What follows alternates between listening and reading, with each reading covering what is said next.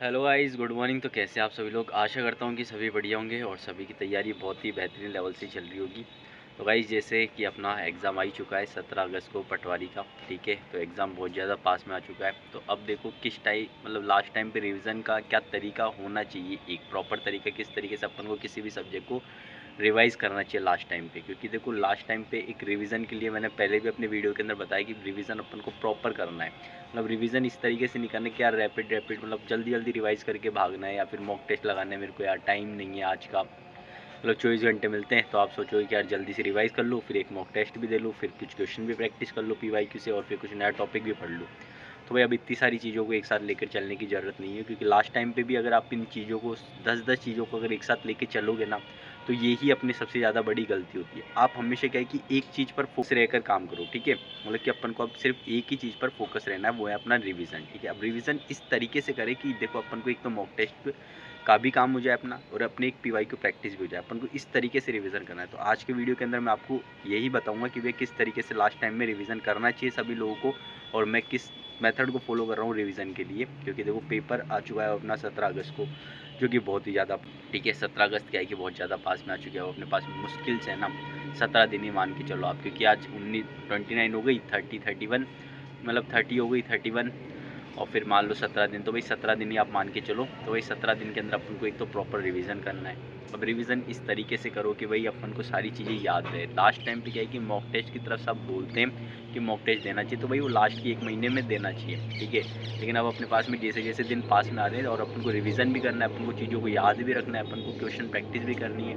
ठीक है। तो अपन को थोड़ा टाइम को मैनेज करना बहुत ज़्यादा ज़रूरी हो जाता है यहाँ पे। तो प्रॉपर टाइम मैनेजमेंट के साथ में किस तरीके से अपन को रिवीजन करना चाहिए, मैं किस तरीके से अभी रिवाइज़ कर रहा हूँ चीज़ों को, क्या है किस तरीके से करना चाहिए। देखो सबसे पहले तो मैं जीके की बात कर लेता हूँ। तो देखो जीके के अंदर अपनी जो राजस्थान जीके है ना, उसको रिवाइज़ करने का है कि आप सबसे पहले तो अपने जो भी आपने नोट्स बना रखे हैं ना, उन नोट्स से रिवाइज़ करो। अगर आपने शॉर्ट नोट्स बना रखे तो भाई बहुत ही ज़्यादा बढ़िया बात है। आपको सिर्फ क्या करना है, शॉर्ट नोट से रिवाइज़ करनी है आपकी चीज़ों को, ठीक है।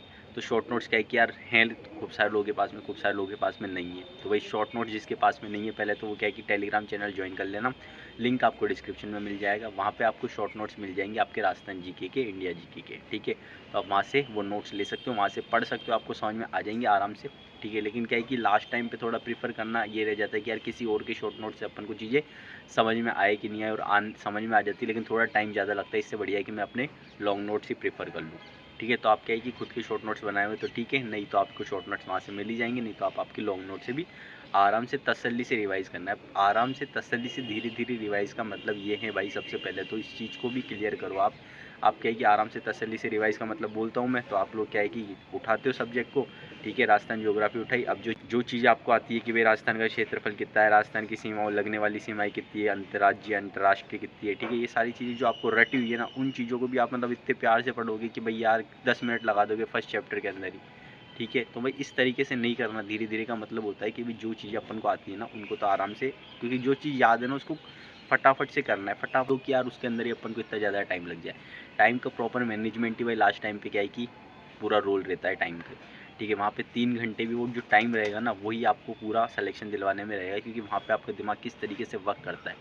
बस वो ये जो चीज़ अपन को आती है ना, तो उस पर ज़्यादा टाइम वेस्ट नहीं करना, अपन को उसको पढ़ना है। मतलब इतना भी जल्दी नहीं पढ़ना है, इतना भी लेट नहीं पढ़ना। आप आराम आराम से क्या है कि जब अपन को कोई सी चीज़ आती है ना, जब अपन को कोई सी भी चीज़ आती है तो अपन क्या है कि ज़्यादा खुश रहते हैं, खुश रहते हैं, और उस चीज़ को इतना धीरे धीरे से इतना प्यार से पढ़ते रहेंगे, क्योंकि वो अपने पूरे दिमाग के अंदर सेट हो रही, क्या अपन उसको धीरे धीरे टाइम देंगे यार, एकदम एक एक लाइन को पढ़ेंगे। तो भाई उसको अब भी क्या है कि ये नहीं करना है। ये जो भी चीज़ आपको करनी है आराम से एग्ज़ाम देने के बाद में आना, आराम से उसको पढ़ लें। लेकिन जब भी जो चीज़ अपन को आ रही है उस चीज़ को पढ़ो। और जो अपन को चीज़ें थोड़ी ऐसे डिफ़िकल्ट लग रही हैं तो ये मत सोचो कि यार लास्ट टाइम आ रहा है एग्ज़ाम का, अभी मैं इस चीज़ को छोड़ देता हूँ, या फिर ऐसा अपन को नहीं करना। जो चीज़ अपन को डिफ़िकल्ट लग रही है, देखो पढ़ तो रखा ही, अब डिफ़िकल्ट लग रही है तो उसका रिवीजन करो, आप उसको प्रॉपर टाइम के साथ में रिवाइज़ कर लो। फिर जो चीज़ आती है उनके अंदर टाइम कम लग रहा है, और जो चीज़ नहीं आती ना उसको ऐसे मत छोड़ के मत जाओ कि यार अब छोड़ देता हूँ मैं, अब इसका रिवाइज़ नहीं करूँ। क्योंकि अब रिवाइज़ नहीं करोगे तो वो नहीं पढ़ा हुआ के बराबर हो जाए कि आप इस टॉपिक को नहीं पढ़ रहे हो। तो एक प्रॉपर रिवीजन आपका तरीके से होना चाहिए, और प्रॉपर शेड्यूल के साथ में आपका रिवीजन होना चाहिए, कि कि भाई आज मेरे को इस सब्जेक्ट का रिवीजन करना है, इतने टॉपिक्स का रिवीजन करना है। और हमेशा मैं बोलता हूँ कि भाई कभी भी पूरे सब्जेक्ट को एक साथ रिवाइज करने की कोशिश मत करो कि आपने आज राजस्थान ज्योग्राफी उठाई और उसको पूरी ज्योग्राफी को मतलब रिवाइज करने के लिए बैठ गए। ऐसा नहीं करना अपन को। लास्ट टाइम पे फिर बता रहा हूँ, देखो आपको दिशा लानी है, होगी लगभग सभी के पास में दिशा होगी, भाई उस दिशा को ही पढ़ना है अपन को लास्ट टाइम पे। दिशा जितनी बार पढ़ लो उतनी बार बढ़िया है, क्योंकि दिशा बहुत ही बढ़िया बुक है लास्ट टाइम के लिए, प्रैक्टिस के लिए बहुत ही, इससे मतलब बहुत बढ़िया बुक है। देखो तो आपको क्या है कि जो भी आप सब्जेक्ट राजस्थान ज्योग्राफी उठा रहे हो तो उसके कुछ टॉपिक आपने पढ़े, कुछ टॉपिक पढ़ने के बाद आप दिशा पे जाओ, उसकी क्वेश्चन प्रैक्टिस कर लो, ठीक है, हो गया आपका। फिर वापस अगले सेट के अंदर आप कुछ टॉपिक पढ़ो, फिर वापस प्रैक्टिस कर लो, फिर अगले सेट के अंदर कुछ टॉपिक पढ़ो, फिर वापस क्वेश्चन प्रैक्टिस कर लो। इस तरीके से आपको क्या है कि सब्जेक्ट को कंप्लीट करना है। जब आपका सब्जेक्ट कंप्लीट हो जाए, इसके बाद में क्या दूसरा सब्जेक्ट पढ़ो, उसके भी कुछ टॉपिक, फिर क्वेश्चन प्रैक्टिस, कुछ टॉपिक, कुछ क्वेश्चन प्रैक्टिस, कुछ टॉपिक, फिर क्वेश्चन प्रैक्टिस। इस तरीके से जब आपके सब्जेक्ट हो जाते हैं तो भाई आपको एक तो कॉन्फिडेंस बढ़ जाए, क्योंकि आपने नोट्स भी रिवाइज कर लिए, आपने क्वेश्चन प्रैक्टिस भी कर लिए। और एक सबसे बड़ी बात कि अब जब आप लास्ट टाइम, अब देखो ये एक तो इस तरीके से हो रहा है अपना, फिर इसके बाद में भी, क्योंकि ये इसको रिवीजन करने में ज़्यादा टाइम नहीं लगेगा, इसके बाद में जब आप रिवाइज करोगे तो उन टॉपिक्स पे ज़्यादा ध्यान दो जो आपने दिशा पढ़ी थी, उसके अंदर जो टॉपिक्स आपके रिपीट हो रहे थे, जो सबसे ज़्यादा क्वेश्चन पूछे जा रहे हैं ना, उनको एक बार ढंग से और पढ़ लो। क्योंकि उस टॉपिक की अगर आप थ्योरी पढ़ लोगे तो फिर क्या है कि वहीं से क्वेश्चन को घूमने के ज़्यादा चांस रहते हैं, क्योंकि वो टॉपिक है इंपॉर्टेंट, क्वेश्चन बने हुए हैं वहाँ से पहले से ऑलरेडी। अब नया क्वेश्चन बन भी सकता है, नहीं भी बन सकता, पुराने क्वेश्चन भी आ सकता है। तो नया क्वेश्चन क्या बनेगा, अब वो आप खुद ही थोड़ा सोचो, उस टॉपिक को थोड़ा ढंग से पढ़ लोगे तो आपको खुद को क्लियर हो जाएगा कि हाँ यार ये क्वेश्चन नया बन सकता है। तो आप उस तरीके से क्या है कि मतलब एग्जामिनर की थिंकिंग से सोचो। थोड़ा क्या है कि एग्जामिनर किस तरीके से पैटर्न, मतलब समझो यार एग्जाम का पैटर्न क्या होता है, इस तरीके से अपन को रिवाइज करना है चीज़ों को। और क्या है छोटे छोटे गोल्स में बांट के करते हैं ना, तो अपन को लोड ज़्यादा नहीं लगता कहेंगे किसी भी चीज़ को लेकर, तो फिर नहीं हो पाती चीज़ें। और खुद के अंदर मोटिवेशन है कि हाँ मैं कर लूँगा, आराम से रिवीजन हो जाएगा। और अभी आराम से इतना टाइम है कि आप प्रॉपर रिवीजन कर सकते हो, प्रॉपर मॉक भी दे सकते हो। देखो लास्ट टाइम पे मॉक का मतलब है कि मतलब आप दे तो सकते हो, लेकिन क्या है कि स्ट्रेस में आओगे तो फिर वो दिक्कत कर जाएगा। आपको मॉक देना है 2 दिन के अंदर एक मॉक दे दो लास्ट टाइम पे, क्योंकि ये कुछ ज़्यादा ही लास्ट टाइम आ चुका है अब यहाँ पे, ठीक है। तो 2 दिन के अंदर एक मॉक प्रेफर करना, मतलब मैं तो प्रेफर करता हूँ कि 2 दिन में एक मॉक दे देता हूँ प्रैक्टिस के लिए, क्योंकि इससे पहले भी मैंने बहुत सारे मॉक दे रखे हैं, इसलिए मेरे को पता है कि क्या पैटर्न रहता है, किस टाइप की क्वेश्चन है और मैं क्या मिस्टेक करता हूँ, या मैंने एनालाइज कर रखी है। और फिर क्या है कि शांत दिमाग रहना बहुत ज़्यादा ज़रूरी है, खुश रहना बहुत ज़्यादा ज़रूरी है हमेशा, ठीक है। तो खुश रहकर पेपर को अटेम्प्ट करोगे तो आप लोगों को बहुत ज़्यादा फायदा रहेगा, और शांत दिमाग से करोगे तो भाई चीज़ें याद रहती है, फटाफट क्लिक हो जाती है। लास्ट टाइम पे पैनिक होने की ज़रूरत नहीं है। मैं तो अभी बोल रहा हूँ कि देखो जो आपके हार्ड टॉपिक्स है उनसे दूर भागने की ज़रूरत नहीं है, उनको अभी भी आप क्या है कि रिवीजन करके उनको स्ट्रॉन्ग बना सकते हो। हर चीज़ क्या है कि स्ट्रॉन्ग तभी बनती है, वो ये ना practice makes a man perfect वाली बात है, वो रियल बात है भाई। जितनी आप प्रैक्टिस करोगे उतना आप परफेक्शन की तरफ चले जाओगे। कोई सी चीज़ आपको अगर अभी नहीं आ रही और आप उन्हीं टॉपिक को रिवाइज करो जो आपको आते हैं, क्योंकि हमारे क्या है कि माइंड के अंदर ये रहता है अपन से ना बाहर ही नहीं निकलना चाहते, हमेशा कंफर्ट जोन में रहना चाहते हैं कि भाई अपन को हमेशा कंफर्ट जोन में क्या है कि अपन हमेशा क्या है कि यार कभी भी ऐसी चीज़ नहीं करना चाहिए जिससे अपन को थोड़ी भी पीड़ा हो, या मतलब थोड़ा भी अपन को स्ट्रेस हो या फिर कुछ भी हो, तो अपन ऐसा कुछ भी नहीं करना चाहिए। तो कंफर्ट जोन से तो भाई बाहर तो निकलना ही पड़ेगा। लास्ट टाइम में जी जान एक कर दो, कोई कंफर्ट जोन नहीं, कुछ भी नहीं भाई। कुछ भी हो, आपकी बॉडी कितना भी पेन फील करे, आपको कुछ भी नहीं करना, आपको सिर्फ पढ़ाई की तरफ कंसंट्रेट करके प्रॉपर रिवीजन करना है। लास्ट बार बोल रहा हूँ, देखो रिवीजन ही सारा खेल है, गेम पूरा प्रैक्टिस का है, पूरा रिवीजन का है। राजस्थान जीके की बात करता हूँ ना, तो यहाँ पे India GK Rajasthan GK role play करेगी, और ये दोनों सब्जेक्ट क्या होते हैं अपने वर्क करते हैं रिवीजन पे। जितने ज़्यादा रिवीजन करके जाओगे ना उतनी चीज़ आपको याद रहेगी।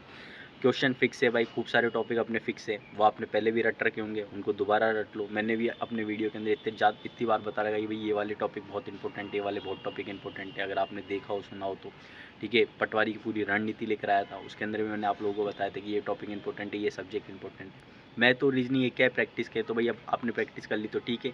डेली के बूस्टर पीडीएफ मैंने आप लोगों को प्रोवाइड करवा रखी है, बूस्टर पीडीएफ से क्वेश्चन प्रैक्टिस कर लिया करो, नहीं तो और कोई भी आपके पास रामनिवास माथुरिया है, दिशा के बुक है, कहीं से भी क्वेश्चन प्रैक्टिस कर लो थोड़े थोड़े, जिससे क्या है कि आपकी हैबिट नहीं छूटे, आपकी ये कैलकुलेशन स्लो नहीं हो मैथ के अंदर। क्योंकि कंसेप्ट तो नहीं भूलोगे यार, इतना जल्दी कोई नहीं भूलेगा कि एग्जाम के 10 दिन पहले आप कंसेप्ट भूल जाओगे, क्योंकि इतने प्रैक्टिस करिए, इतने तरीके से अपन ने सब्जेक्ट को पढ़ा है, तो कोई नहीं भूलता। बस एक वो ये कैलकुलेशन स्लो हो जाती है, एक दो कंसेप्ट अपने मिस हो जाते हैं, एक दो शॉर्ट ट्रिक्स जो अपन ने बना रखी है वो मिस हो जाती है, इसलिए अपन को डेली प्रैक्टिस करनी पड़ती है, ठीक है।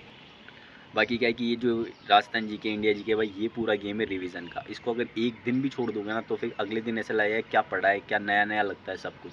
क्योंकि एक तो क्या है कि स्ट्रेस बहुत ज़्यादा लेते हैं अपन एग्ज़ाम टाइम पे स्ट्रेस इतना ले लेते हैं कि यार जो चीज़ें याद है ना वो भी एक बार तो ऐसा लगता है यार ये तो पहली बार पढ़ रहा हूँ मैं, तो ये नहीं करना, अपन को छोटे छोटे पार्ट्स में अपने सिलेबस को, अपने सब्जेक्ट को डिवाइड करके उसका रिवीजन करना है। प्रॉपर रिवीजन करने के बाद में, प्रॉपर टाइम देने के बाद में, एक सब्जेक्ट को 3 दिन का टाइम दो, 2 दिन का टाइम दो, 4 दिन का टाइम दो, भाई जितना टाइम लग रहा है उतना दो। मतलब राजस्थान हिस्ट्री, ज्योग्राफी, पॉलिटी, ठीक है, इंडिया की भी अपने पास में, और फिर अपने पास में जो कंप्यूटर है उसको भी पढ़ो, क्योंकि कंप्यूटर में भी इतने ज़्यादा नहीं है, 3 टॉपिक सारे, भाई 3 ही टॉपिक है। लोगों ने पता नहीं क्या हवा बना रखी है कंप्यूटर के अंदर, कुछ भी नहीं है। एक तो MS ऑफिस है, उसके अंदर क्वेश्चन फिक्स आएगा, भाई किसी का भी आ सकता है। एक अपनी कैरेक्टरिस्टिक और कंप्यूटर के अंदर कंप्यूटर की जनरेशन आ जाएगी, इनपुट आउटपुट डिवाइस आ जाएगा, हार्डवेयर सॉफ्टवेयर आ जाएगा, ठीक है, और रैम रोम के बारे में आ जाएगा, और अपना दूसरा एक वो ऑपरेटिंग सिस्टम वाला। तो भाई ये 3 ही टॉपिक है, और इनसे गिने चुने सवाल आते हैं। मतलब कि देखो कंप्यूटर के अंदर एक बार पढ़ लोगे ना आप थ्योरी, दक्ष से पढ़ लो या फिर दिशा लगा लो, दोनों बात एक ही है, बराबर ही है, कोई वो नहीं है। तो आप किसी भी बुक से कर सकते हो। बाकी अपनी इंग्लिश और हिंदी पे कमांड रखो। मैं तो हमेशा से बोलता हूँ 3 सब्जेक्ट जिसकी स्ट्रॉन्ग है तो भाई उसका सिलेक्शन हो जाएगा। एक तो मैथ और रीजनिंग जिसकी परफेक्ट है ना उसका, ठीक है, एक सब्जेक्ट, तो दूसरा हिंदी और इंग्लिश पे, और तीसरा कंप्यूटर पे, क्योंकि ये आपके बहुत है। देखो 30 नंबर तो कंप्यूटर के हो गए, हिंदी इंग्लिश के हो गए अपने 44 नंबर, ठीक है, 22 क्वेश्चन आएंगे ना, तो 44 नंबर इसके हो गए, और फिर अपने हो जाते हैं 90 नंबर इसके। तो भाई देख लो आप खुद ही कितने नंबर हो जाते हैं, 90 और 44 हो गए 134, और 30 हो गए 164। वही 164 तो ये, बाकी आप क्या है कि 60 से 70 नंबर तो भाई India GK, Rajasthan GK, current affairs में ला ही सकते हो। और यहाँ पे भी पूरे कैलकुलेट मत करो भाई, मैं ये भी नहीं बोलता कि भैया यार आपने तो कंप्यूटर में 30 में से 30 गिन लिए, इसमें 30 में से 30 गिन लिए, तो भाई जितने भी आप मानो फिर भी यार कम से कम ला ही सकते हो ना आप आएंगे। बाकी आप इंडिया जीके, राजस्थान जीके भी पढ़ ही रखिए, तो भाई इस तरीके से चलोगे आराम से हो जाएगा सिलेक्शन उसी का होता है जिसके अंदर फुल खुद के अंदर मोटिवेशन रहता है, खुद को पता रहता है कि भाई हो जाएगा मेरा, तो भाई हो जाएगा उसका। और अगर आप अंदर से घबरा रहे हो कि होगा कि नहीं होगा, होगा कि नहीं होगा, तो भाई ये थोड़ा क्या है कि डिफ़िकल्ट हो जाता है, क्योंकि जब आपको खुद को नहीं पता कि आपका होगा कि नहीं होगा तो फिर सामने वाला क्या बता पाएगा। आपको अंदर से पता है कि हो जाएगा तो बस हो जाएगा, एक क्लियर फोकस रखो, हो जाएगा मेरा तो बस हो जाएगा, और बस उसी के बारे में सोचो, उसी से रिलेटेड पढ़ाई करो। कन्फाइंड सिलेबस पढ़ना पड़ता है, कन्फाइंड तरीके से सिलेबस को पढ़ना पड़ता है। ये नहीं कि सिलेबस का टॉपिक दे दिया तो इसकी राम PhD कर ली इस बुक की, मतलब कि उस टॉपिक के बारे में डीपली पढ़ लिया। एग्जाम में क्या पूछा जा रहा है ये आपको पता लगेगा, जब आप PYQ करोगे, जब आप दिशा लगाओगे, तब आपको सारी चीज़ें समझ में आ जाएगी। तो बस लास्ट टाइम पे दिशा की प्रैक्टिस करो। बाकी अपन मिलेंगे नेक्स्ट वीडियो के अंदर। तो आप लोग की कोई भी डाउट हो तो आप कमेंट सेक्शन में बिल्कुल बताना मुझे, मैं आपको रिप्लाई ज़रूर दूंगा। और वीडियो पसंद आए तो इसको लाइक करना, अपने दोस्तों के साथ में भी शेयर करना। बाकी अपन मिलेंगे नेक्स्ट वीडियो के अंदर, तब तक के लिए okay bye, tata bye bye guys.